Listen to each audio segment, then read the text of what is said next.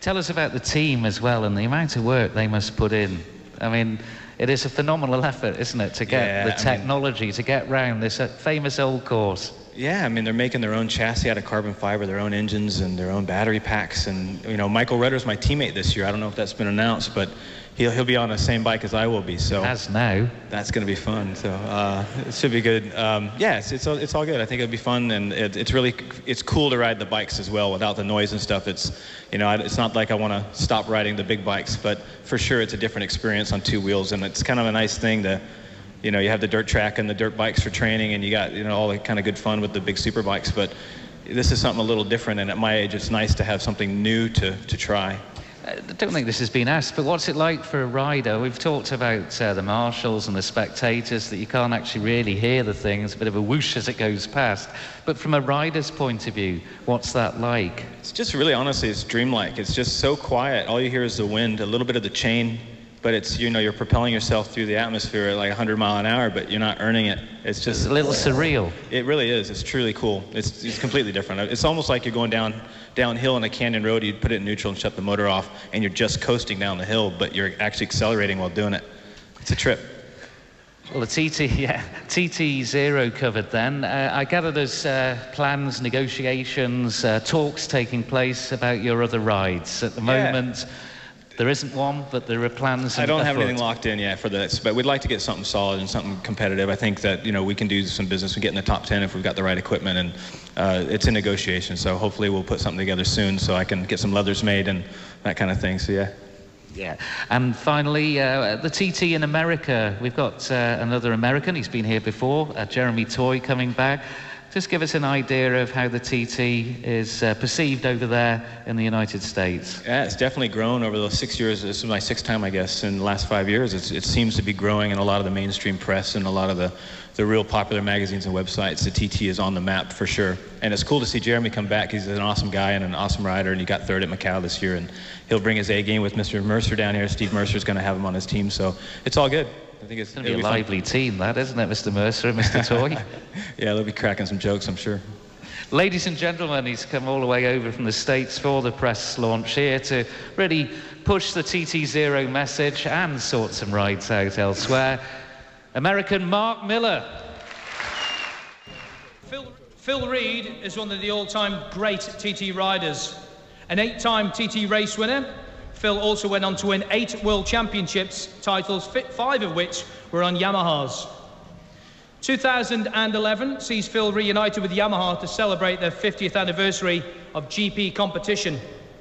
And he will be on the island to take part in a special parade lap to mark this historic occasion, as well as riding in the Milestones of the Mountain Circuit parade lap, arranged to celebrate 100 years of the TT Mountain Circuit. Heading up the Yamaha activity is Phil's former mechanic and now team owner of the fabulous Yamaha Classic Racing team, not to mention founder of the TT sponsor Arai Europe, Mr. Ferry Brouwer. So let's hear it for two men who have contributed greatly to the success of Yamaha at the TT in the past. Ladies and gentlemen, please welcome onto the stage Phil Read and Ferry Brouwer. Yes, Phil Read, the Prince of Speed, hails from Luton in Bedfordshire. He won the Junior TT way back in 1961, and 3 years later gave Yamaha their first world title when he won the 250cc class, 8 world championships and 8 TT wins. What a record. Well, I think we're going to see some video on a loop in the background here, some very famous battles that took place between Phil and a certain Mr. Ivy. Can you tell us more? They were great days. Well, that was an incredible story. It certainly livened up the 1968 Grand Prix series, and when it was discovered that we'd been told to ride to orders, and then I decided not to, especially after Bill had stopped leading the 125 TT here, and asked Craig Nabar who was leading. And then I won, of course, and I thought, right, that's taking the P. Anyway, so in the 250 race I retired, unfortunately, but a couple of years previous, after watching Bob McIntyre at the Golden Jubilee TT be the first rider on the 500 Jalera to lap at over 100 miles an hour, which was most thrilling. and I watched at the bottom of Bagaro, and he was fantastic with Bob Brown on the other Gilera and John Surtees, who frightened everyone to death. And when they heard John Surtees coming, everyone jumped up and hid behind trees. But 6 years later, I was had the honour enough to be the first 250 rider to lap at over 100 miles an hour on a 250. So that was on the RD56 Yamaha. So yeah, the Bill Ivey days, battles with him were incredible. Of the 8 TT wins, because a lot of people in here will have only seen them on video and may not have heard you being interviewed at the time, which of those gave you the most pleasure, apart from all of them? Beating Agostini for the 500 World Championship. Was that. And then, obviously, luckily for him, that forced him to then switch to Yamaha, enabling to win Daytona and the Imola 200, and then the 350 World Championship, and then Yamaha's first 500 World Championship, which now he'll be riding this year in a lap on Ferry's 500 Yamaha. So it's quite exciting. Great to be with the Japanese manufacturer as they celebrate their 50th anniversary, and to be involved in the TT, the planning, everything else that's going on at the moment ahead of the event, 40 odd days away. Well, yeah, it's really incredible to believe that I'm still alive and walking, without a limp, after 50 years of racing. This actually is my 50th anniversary of the TT together with Yamahas. So, I'm very, very fortunate. Okay, I've only won 8 TTs after 25 years, which is not a very good record. I think people will disagree, ladies and gentlemen, won't you? 8 TT wins and 8 World Championships.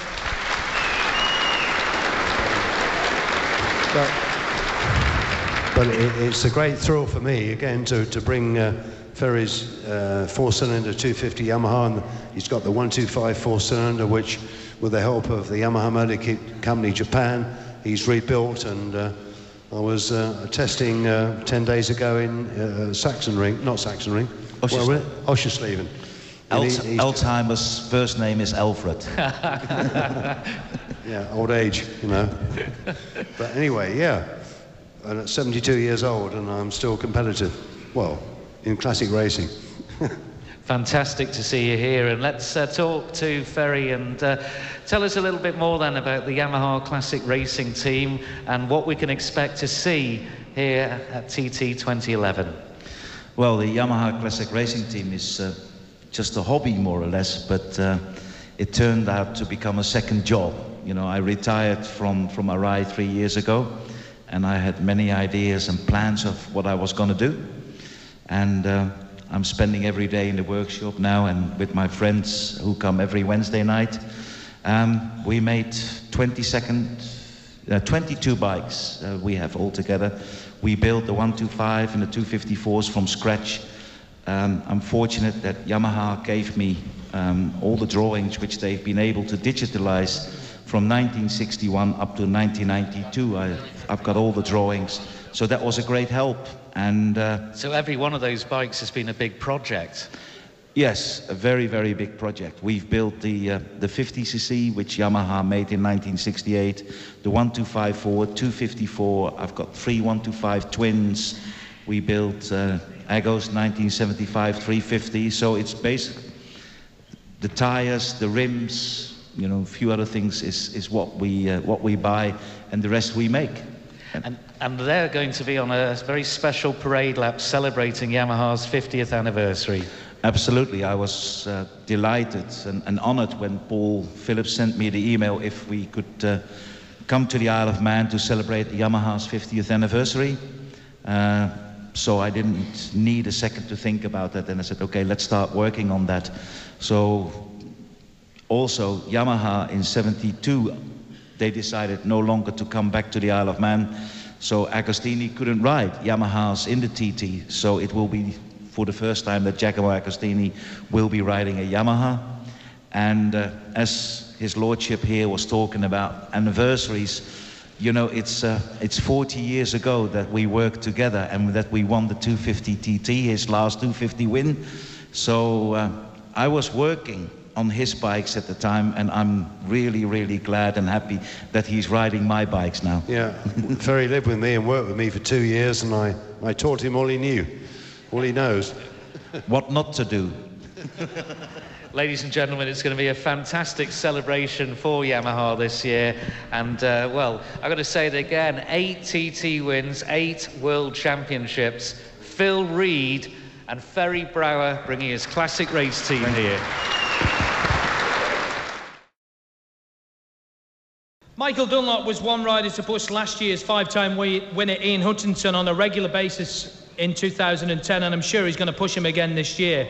Narrowly missing out on victories in both Supersport races, as well as taking a debut Superbike race podium.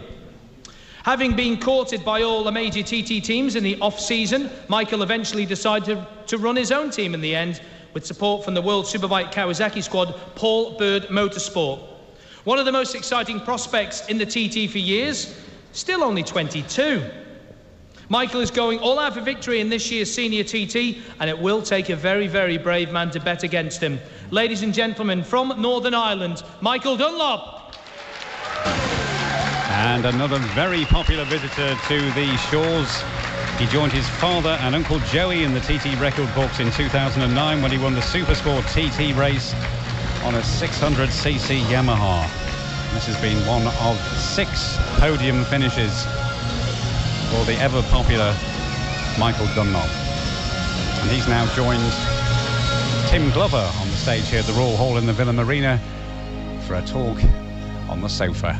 Well, good evening, Michael. And Chris was just saying there in the introduction you were being chased by a lot of the leading teams. So, Paul Bird, how did that deal come about? Yeah, no, it's been good. It's we've had a lot of teams, you know, and it was interested, you know, and for me it was real personal to keep my own boys happy and on board, you know, so I was adamant that I would keep them with me whatever happened, and the Paul Bird thing came up, and that was still willing. I was able to do that and keep my own sponsors involved as well as run my own team. So it's a difficult deal, I would imagine, to strike, because I mean Paul Bird's running the Kawasaki World Superbike team, so he's going to want things doing in a certain way, but you want to do things your way as well. So there's got to be a meeting of two minds there. Yeah, and if anybody knows Paul Bird, they'll understand that I think me and him will get on brave and well. I think he was throwing toolboxes around there at the weekend at the World Superbike, so me and him's going to gel well. So, but you know, he was a good lad. I met him. He's willing to send his team over to help me look after my Superbike, because obviously we don't. Over the first year with Kawasaki, and they have all their experience with it. So, yeah, it's great to have them boys involved. Kawasaki's getting great reviews. There's a lot of riders seem to be going for the green option. It's getting talked about a lot. It looks like a very promising bike. Yeah, it seems to be the bike now. BMW brought a bike out last year that was very special, had a lot of power, and the Kawasaki is supposed to be identical. And I just sat down at the end of the year with, you know, all my sponsors, Street Sweep and Marlowe Construction, to see what way we could go and what was the best financial route for us as well. And the Kawasaki job come up, and then we bought a Superbike, and then Paul Bird said he'd help us to get factory stuff as well, so it's been good. Still 22, but you're still disappointed, aren't you, when you're not on the top step of the podium where you've been once before? Yeah, I'm getting older, and time waits for no man, so it's time to start wrapping wins up, you know, and you know, I'm not out there trying to break the duck because I've already got one, so I'm grateful for that, you know, I'm not out hunting my first win, but I want to add to my tally now, and last year I was disappointed, you know what I mean? You know, I was so close. I was beat fair and square. That's the way it goes, and I'll come back now this year and I'll be stronger than ever. You better believe it. Michael Dunlop, ladies and gentlemen. Michael Dunlop getting a warm round of applause. I keep my fingers crossed about the swerve count for this evening. It could just about to be going up a little bit more. Sorry, Tim.